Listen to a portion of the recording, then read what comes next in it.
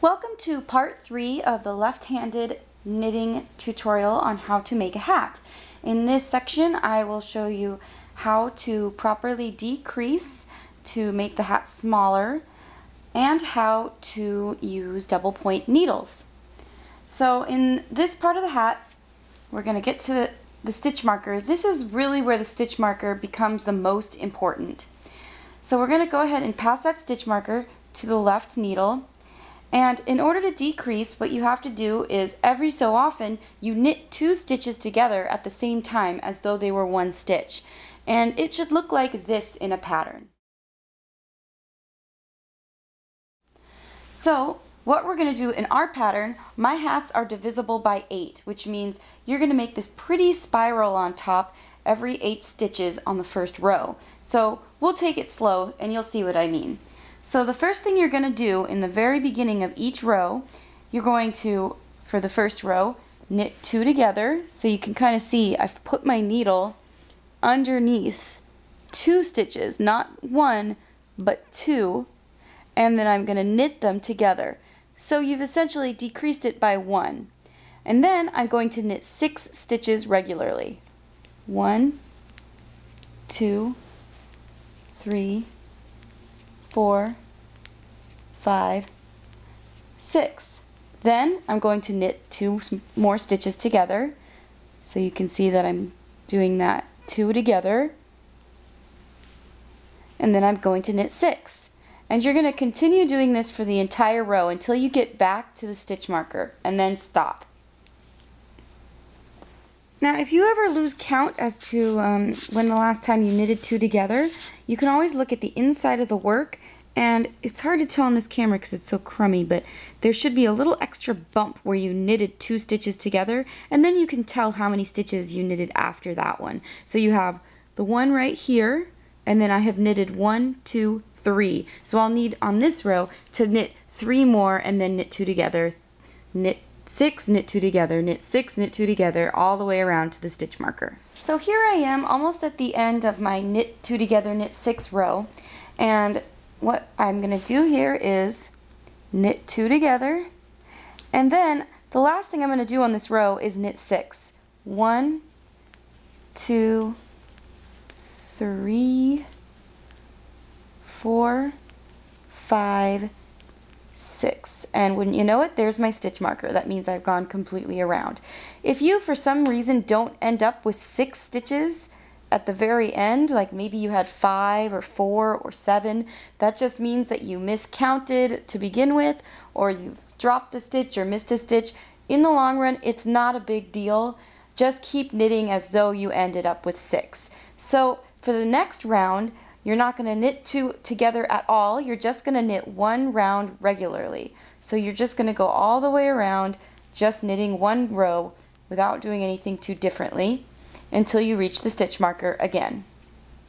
So here I am getting to the end of that row where I just knitted regularly. So I knit to the stitch marker, pass the stitch marker to the left needle, and now I'm going to knit 2 together. So I'll try to show it again. You put your needle under the next 2 stitches instead of 1 stitch, wrap the yarn around the back and bring it under just like you would knit 1 stitch, but knitting 2 at the same time. And now you're going to knit 5. So 1, 2, 3, 4, 5. And then when you get to the next stitch, there's going to be a little more slack because that's the space where you knitted 2 together to begin with. So you're going to go ahead and knit 2 together again, knit 5, knit 2 together, knit 5, all the way around. So I'm knitting 2 together, and the last thing I should do in this row is knit 5. 1, 2, 3, 4, and 5.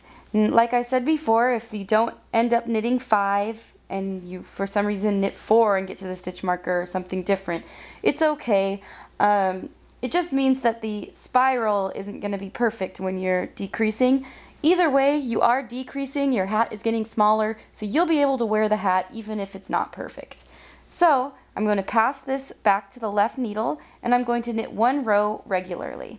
So you might be picking up the idea that you're going to decrease on one row, and then the next row you're going to knit regularly, and then decrease one row, knit one row regularly, and every time you do a decrease row, you knit fewer stitches in between the decreases. So we started knitting 2 together, knitting 6. In the last row we knit 2 together and knit 5. So after this regularly knit row, you guessed it, we're going to knit 2 together, knit 4. So as you're knitting along here, you might start to notice that your work is making these little slants off towards the right. And since we're left-handed and we're knitting in reverse, our decreases are all going to slant to the right when you knit 2 together. When you're right-handed, they slant to the left. So we're going around here in our regular row, getting ready to knit 2 together in the next row. And pretty soon here, there's going to be so few stitches that it's going to be uncomfortably tight around here. It's going to have, the needle is going to have too much space in between that you're not going to be able to easily knit around. And that's when you start knitting with double pointed needles. And double points are nothing to be afraid of. They look very complicated and like some sort of foreign object for knitting, but in fact they're very helpful. It's just a way of knitting in the round when it's a very small space. So you tend to knit in with double points when you're making mittens or socks because they don't really make circular needles that are that small. So here we go, transferring the needle or the place marker to the left needle, and now we're going to knit 2 together, knit 4.